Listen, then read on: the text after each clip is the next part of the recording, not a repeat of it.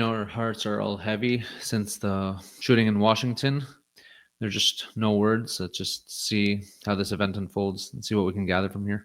As you go forward, with what you have seen, can you give us any sense, because you said you looked the shooter in the eyes, can you give us any sense of what you saw in him as he was sort of getting help and people were tending to him as if he too was a victim of seeing this?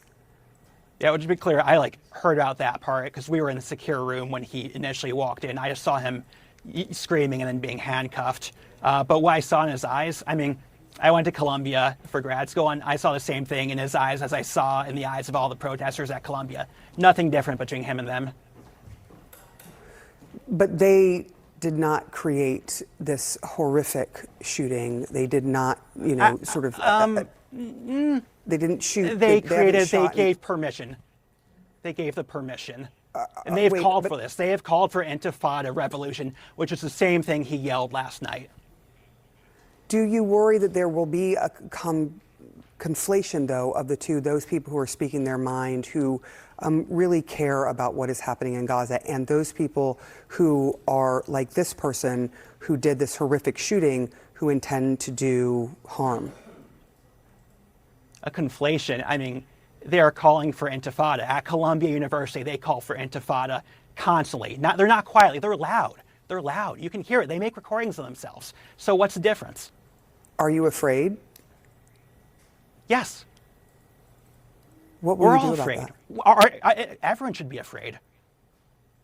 What are you doing to try to make yourself feel safer?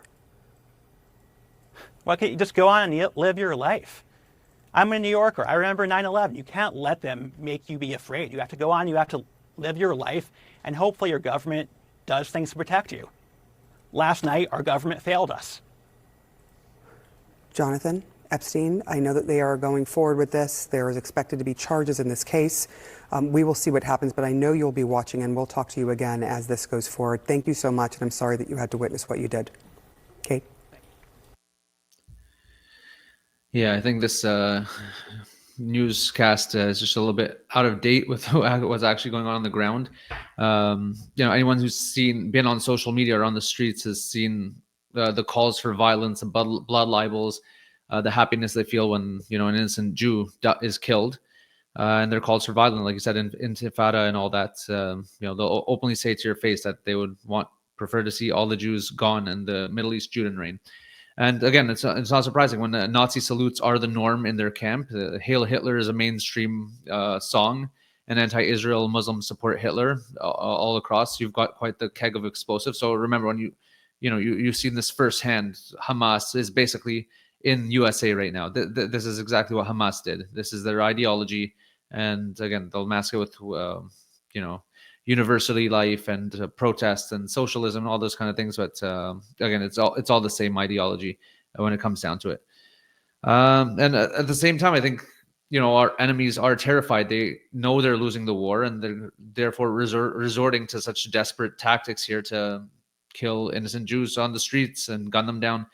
Again, it's hard. It's been a hard few days just to take all this in. I've never met this couple, but I still feel for them. Couple just getting engaged and being mowed down like that. Very, very saddening.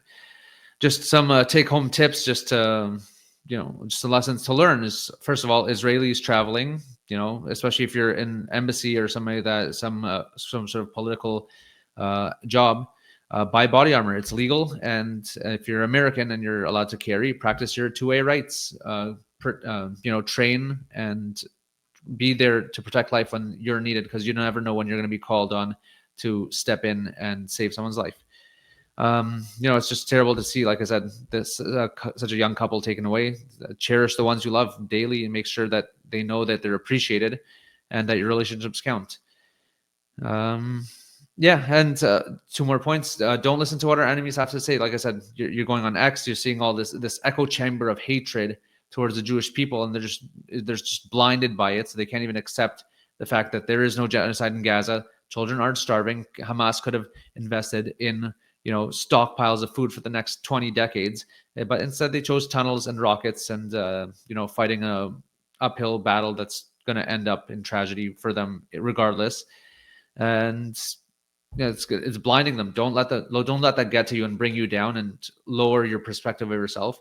And at the end of the day, just keep building, keep doing acts of kindness to one another, keep doing mitzvot, stay happy and strive upward. God will bless our efforts as he has done throughout the generations.